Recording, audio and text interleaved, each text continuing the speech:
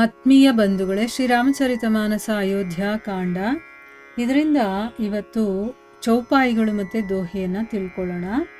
ಅಸ ಕಹಿ ಪಗ್ ಪರಿ ಪೇಮ್ ಅತಿ ಸಿಯ ಹಿತ ಬಿನಯ್ ಸುನಾಯಿ ಸಿಯ ಸಮೇತ ಸಿಯ ಮಾತು ತಬ್ ಚಲಿ ಸುವಾಯಸ್ ಪಾಯಿ ಪ್ರಿಯ ಪರಿಜನಹಿ ಮಿಲಿ ಬೈ ದೇಹಿ ಜೋ ಜೇಹಿ ಜೋಗು ಬಾಂತಿ ತೇಹಿ ತೇಹಿ तापस बेश जानकी देखी भा सबु बिकल विषाद विशेषी जनक राम गुर आयसु पाई चले थलही सिय देखी आई लीन्ही लाई उर जनक जानकी पाहुनि पावन प्रेम प्राण की उर उमगेवु अंबुधि अनुरागु भयवु भूप मनु मनहु पयागु सिय सनेह बटु बाड़त जोहा तापर राम प्रेम सिसु सोहा चिरजीवी मुनि ज्ञान बिकल जनु बूढ़त लहेवु बाल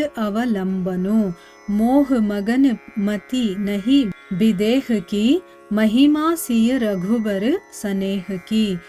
ಇವು ಚೌಪಾಯಿಗಳು ಮತ್ತು ದೋಹೆ. ಈಗ ಇದರ ಅರ್ಥವನ್ನು ತಿಳ್ಕೊಳ್ಳೋದಕ್ಕೆ ಪ್ರಯತ್ನ ಮಾಡೋಣ.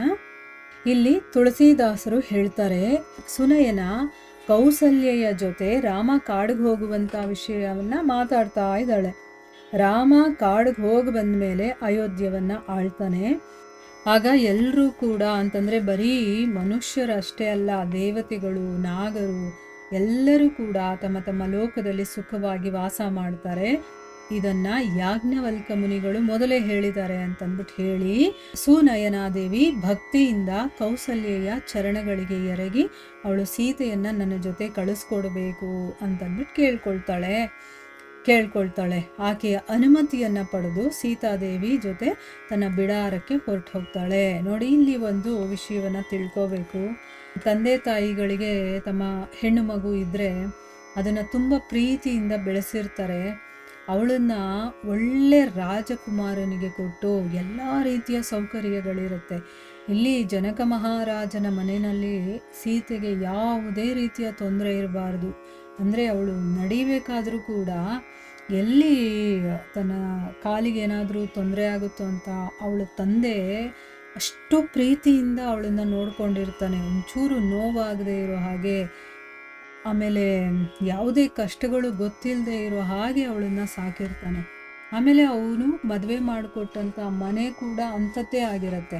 ಅಂಥ ಒಳ್ಳೆ ಪರಿವಾರಕ್ಕೆ ಎಲ್ಲ ಆಳು ಕಾಳುಗಳು, ಒಡವೆ, ವಸ್ತ್ರ, ಚಿನ್ನ, ಬೆಳ್ಳಿ ಎಲ್ಲ ರೀತಿಯ ಸೌಕರ್ಯಗಳಿರುತ್ತಲ್ಲ, ಅಂಥ ಮನೆಗೆ ಕೊಟ್ಟು ಮದುವೆ ಮಾಡಿರ್ತಾನೆ.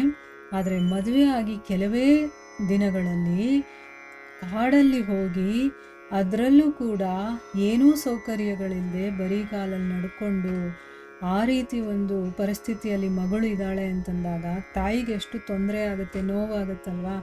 ಸೊ ತುಂಬ ದಿವಸದ ಮೇಲೆ ನೋಡ್ತಾ ಇದ್ದಾಳೆ. ಅವ್ರ ಮುಂದೆ ಅವಳ ಜೊತೆ ಮಾತಾಡೋದಕ್ಕೂ ಆಗೋದಿಲ್ಲ ಅಲ್ವಾ. ಅದಕ್ಕೆ ನಮ್ಮ ಜೊತೆ ಕಳಿಸ್ಕೊಡಿ, ಯಾಕಂದರೆ ಅವ್ರ ಜೊತೆ ಬೇಕಾದಷ್ಟು ಜನ ಅವರು ನೆಂಟರು ಅಥವಾ ಸಂಬಂಧಿಕರು, ಸ್ನೇಹಿತರು ಎಲ್ಲ ಬಂದಿರ್ತಾರಲ್ವ.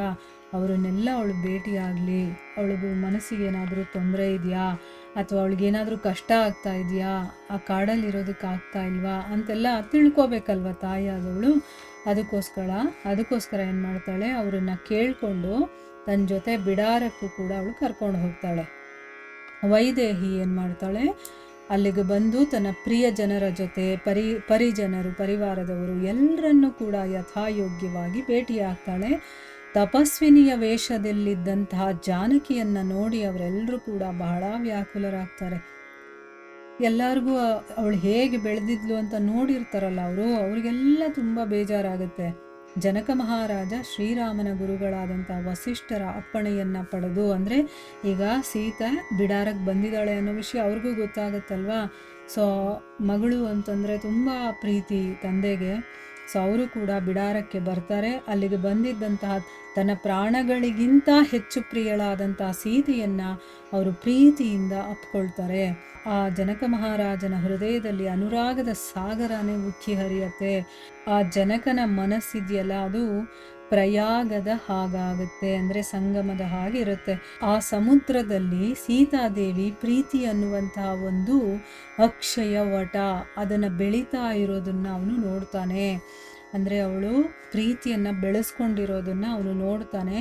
ಆ ವಟವೃಕ್ಷದ ಮೇಲೆ ಶ್ರೀರಾಮನ ಪ್ರೀತಿ ಅನ್ನುವಂತಹ ಬಾಲ ಮುಕುಂದ ಶೋಭಿಸ್ತಾ ಇದ್ದ.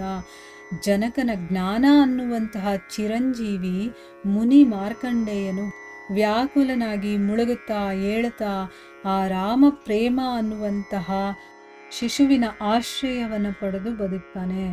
ನೋಡಿ, ಇಲ್ಲಿ ಜನಕ ಮಹಾರಾಜ ಭಕ್ತ ಅಲ್ಲ, ಅವನು ಜ್ಞಾನಿ ಆಗಿದ್ದಂಥವನು. ಅವನ ಜ್ಞಾನವೇ ಅಲ್ಲಿ ಕೊಚ್ಕೊಂಡು ಹೋಗ್ತಾ ಇದೆ.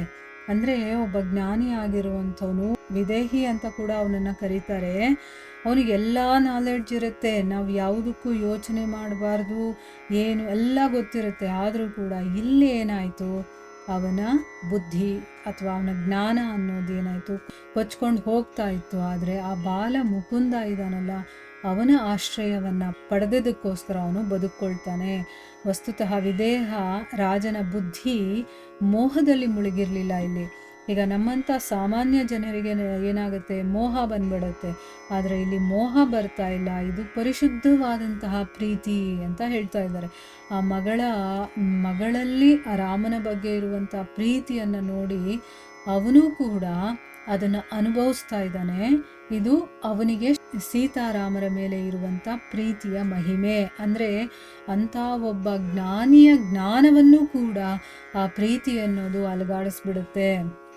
ಅದಕ್ಕೆ ಭಕ್ತಿಗೆ ತುಂಬ ಇಂಪಾರ್ಟೆನ್ಸ್ ಕೊಡ್ತಾರೆ, ತುಂಬ ಮಹತ್ವ ಕೊಡ್ತಾರೆ. ಯಾರಲ್ಲಿ ಭಕ್ತಿ ಇರುತ್ತೋ, ಪ್ರೀತಿ ಇರುತ್ತೋ, ಆ ಭಗವಂತನೇ ಸರ್ವಸ್ವ ಅನ್ನೋ ರೀತಿ ಅವನನ್ನು ಬಿಟ್ಟರೆ ನಾವು ಒಂದು ಕ್ಷಣ ಕೂಡ ಇರೋದಕ್ಕಾಗಲ್ಲ ಅನ್ನುವಷ್ಟು ನಮಗೆ ಭಕ್ತಿ ಇರಬೇಕು, ಪ್ರೀತಿ ಇರಬೇಕು ಭಗವಂತನಲ್ಲಿ. ಅದು ನಮ್ಮನ್ನು ನಿರಂತರವಾಗಿ ಕಾಪಾಡುತ್ತೆ. ಮತ್ತು ಯಾವುದ್ರ ಕಡೆನೂ ನಮ್ಮ ಗಮನ ಹೋಗೋದಿಲ್ಲ, ಯಾವಾಗಲೂ ಅವನ ನೆನಪಲ್ಲೇ ನಾವು ಇರ್ತೀವಿ. ಇಲ್ಲಿ ಮಹಾನ್ ಜ್ಞಾನಿ ಆಗಿದ್ದಂಥವನು, ಆದರೆ ಆ ಜ್ಞಾನದಲ್ಲೇ ಮುಳುಗಲಿಲ್ಲ ಅವನು. ಅವನಿಗೆ ಎಲ್ಲ ರೀತಿಯ ವಿವೇಕನೂ ಇತ್ತು. ಯಾವಾಗ ಸೀತೆಯನ್ನು ನೋಡ್ತಾನೋ, ಆ ಸೀತೆಯಲ್ಲಿ ರಾಮನ ಪ್ರೀತಿಯನ್ನು ನೋಡ್ತಾನೋ, ಅವನು ಕೂಡ ಅದನ್ನು ಅನುಭವಿಸ್ತಾನೆ. ಸೊ ಇಲ್ಲಿ ಅವರಿಬ್ಬರ ಮೇಲೆ ಇರುವಂಥ ಪ್ರೀತಿಯ ಮಹಿಮೆ ಅದು ಮೋಹ ಆಗಿರಲಿಲ್ಲ ಅನ್ನೋದನ್ನು ಇಲ್ಲಿ ಹೇಳ್ತಾ ಇದ್ದಾರೆ. ಇಲ್ಲಿಗೆ ನಾವು ನಿಲ್ಲಿಸೋಣ. ಹರೇ ಕೃಷ್ಣ.